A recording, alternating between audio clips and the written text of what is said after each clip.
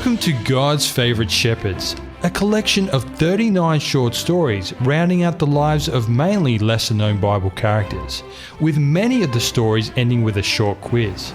Listen now to the author of God's Favourite Shepherds, Bill Ackland.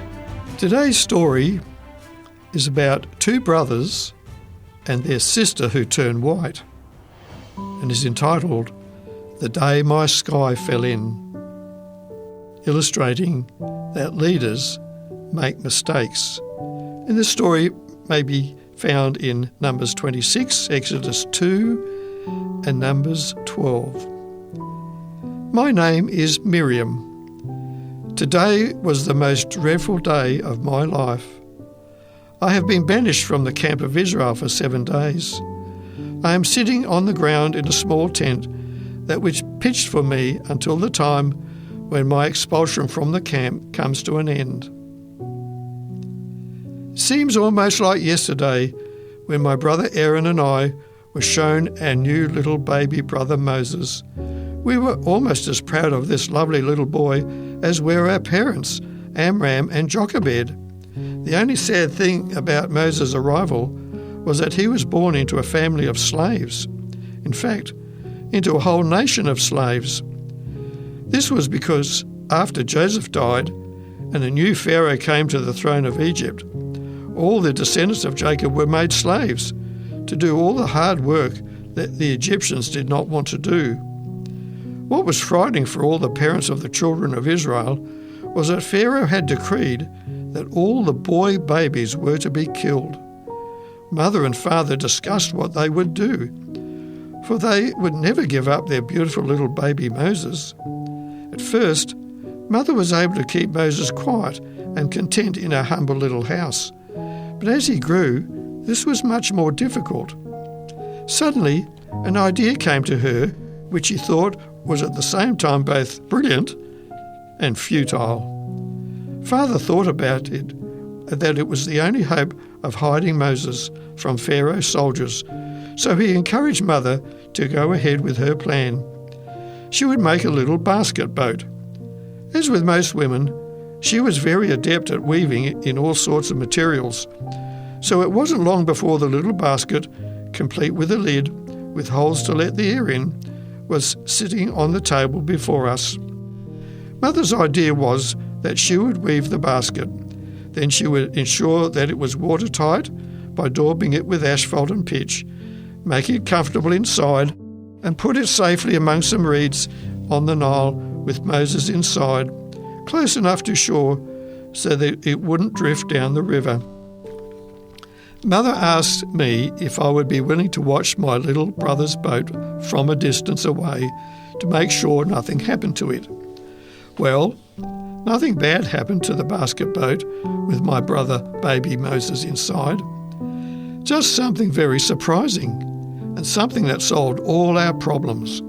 One day, the princess from the palace came to bathe in that part of the river and saw the unusual sight of someone's basket floating among the reeds. One of her maids quickly fetched it for the princess. She was as surprised as I was when she took the lid off and saw a baby smiling up at her. The shock of not seeing his mother made him cry, though. Then I can only guess he must have smiled, for he melted the princess's heart, and when I said that I could find someone to care for the baby, the princess agreed. Of course, I ran to tell our mother what had happened and to come quickly, for the princess wanted to see her. The princess then asked my mother to look after him, for now this little baby belonged to her. Had it not been abandoned? The years passed quickly, and when Moses was 12 years old, he went to live with his new mother in the palace. We didn't see him much after that, but we knew that he would be safe in God's hands, for our parents had committed him into his care and prayed for him every day. Many years later, when Moses was 40 years old, he suddenly disappeared from Egypt. We heard a rumour that he had killed an Egyptian and that he had fled for his life to the country of Midian.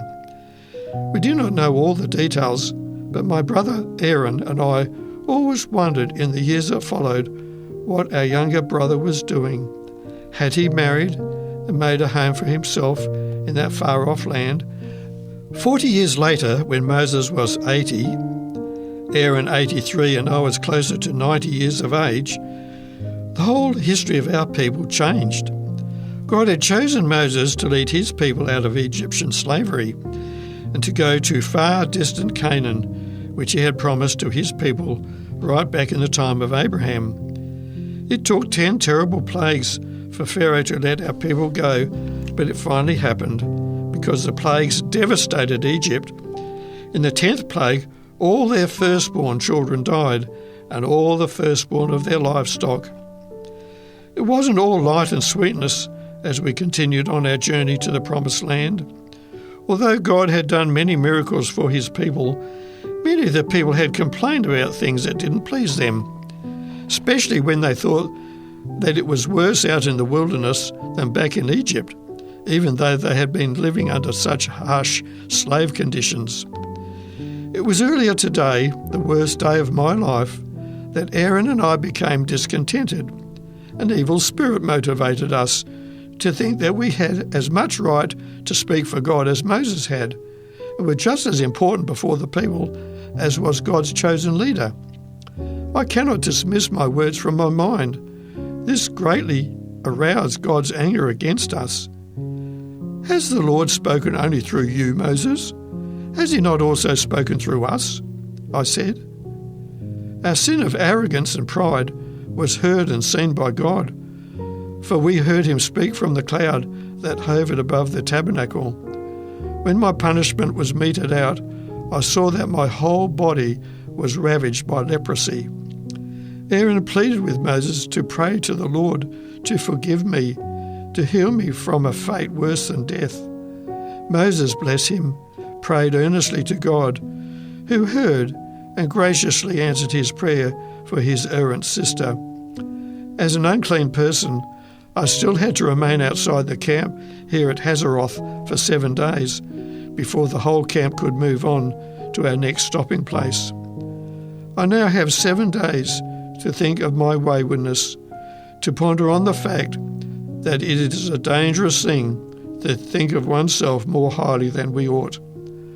I should give to the people of God's choosing the respect and deference that is due to them, even if that person is my younger brother, whom I had seen as a new little baby and whom I had minded in his little basket boat back there in Egypt on the River Nile.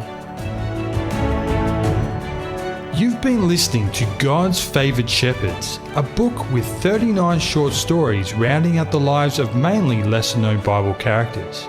If you have any comments or questions, or to obtain a copy of this book, give us a call within Australia on 02 4973 3456 or send an email to radio@3abnaustralia.org.au. We'd love to hear from you.